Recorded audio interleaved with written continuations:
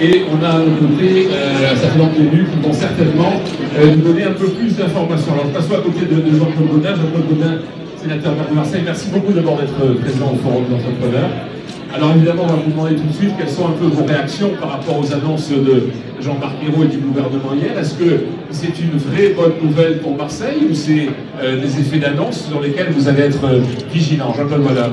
Effectivement, il faut se dire pourquoi. Chacun connaît Marseille. Marseille est entouré d'un corset montagneux.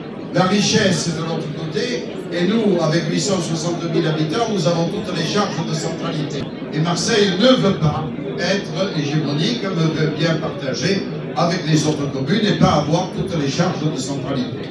Il est clair que si on pouvait faire des accords sur les transports, sur l'enlèvement des déchets, sur le traitement des déchets, que sais-je encore, avec d'autres, ce serait bien. Mais ça sera le rôle du préfet, sous l'autorité de monsieur le préfet Parent, qui va devoir faire ce boulot. Nous l'aiderons. Il y a deux conditions pour qu'on puisse mener des politiques au profit des citoyens de cette grande conurbation. Il faut que la sécurité soit rétablie, et notamment qu'il ne soit pas plus intéressant de faire du trafic que d'aller à l'école ou d'avoir un emploi. Il faut deuxièmement que les problèmes qui permettent de trouver des emplois, c'est-à-dire d'être transportés, que les entreprises et les familles puissent vivre une vie normale, il faut que ces problèmes puissent être résolus. Ça s'appelle les transports, ça s'appelle l'implantation économique, ça s'appelle le logement, notamment. Au pied des tours, dans lesquels il y a 50 à 60% de chômage, il n'y a plus les emplois du port. Et personne ne remarque qu'il y a beaucoup plus d'emplois industriels à 30 km de Marseille qu'il y en avait au début du siècle. Qu'a-t-on fait jusqu'à aujourd'hui pour brancher ces chômeurs en termes de formation, en termes d'initiative sur les entreprises industrielles qui se situent à 60 km? ITER, l'Étendard, le port de Fos, Roussel, Gémenos, La Ciotat, c'est Marseille, qu'on le veuille ou non. Et d'ailleurs, les gens votent tous les jours avec leur voiture puisqu'ils y vont. Donc il faudra bien un jour ou l'autre que tout ceci se regroupe.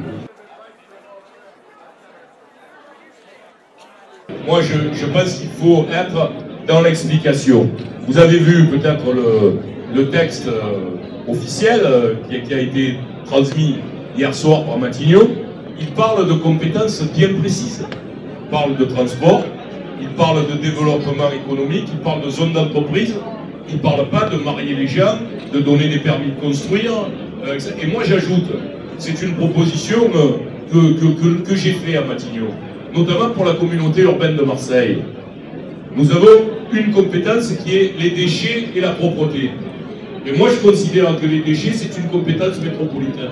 Mais si demain on rendait à la mairie de Marseille et aux mairies de la communauté la gestion des cantonniers, c'est pas quelque chose qui me choquerait, parce qu'il faut que le fait communal perdure et que donc les mairies aient des responsabilités. Et le type qui balaye devant chez vous, ben, il vaut mieux que ce soit le maire qui ait à lui dire quelque chose, en définitive, qu'un président de métropole éloigné. Donc il faut rendre le fait communal incontournable, et en même temps, il faut que nous comprenions tous que nous devons évoluer. Un dernier mot, ceux qui nous regardent et qui ne veulent pas venir avec nous, qui disent Marseille, c'est pauvre, c'est sale, c'est dangereux, il faut qu'ils comprennent une chose, c'est que dans les années qui viennent, la pauvreté, la dangerosité, elle ne s'arrêtera pas aux collines.